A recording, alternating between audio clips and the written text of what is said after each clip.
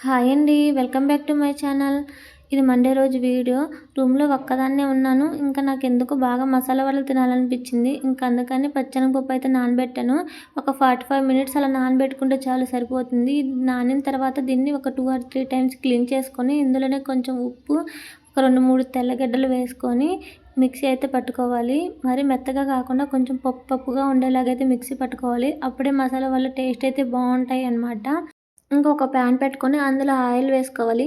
ఆ oil heat అయ్యేలోపు కొన్ని ఎర్రగడ్డలైతే కట్ చేసుకొని, అలాగే కొంచెం సోడా ఉప్పు కూడా వేసి బాగా కలుపుకోవాలి.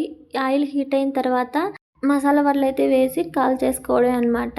ఇవి కొంచెం మందంగా కాకుండా పల్చగా వేసుకుంటే బావుంటుంది. పల్చగా తట్టి వేసుకుంటే నాకు అంత బాగా రాక నేనైతే కొంచెం మందంగా అయితే తట్టాను.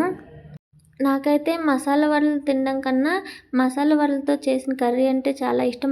మసాలా వడతో కర్రీ అయితే చేసుకుంటాము. మీలో ఎంతమందికి మసాలా వడ కర్రీ అంటే ఇష్టమో కామెంట్ చేయండి. అంతే ఈ వీడియో. Bye bye.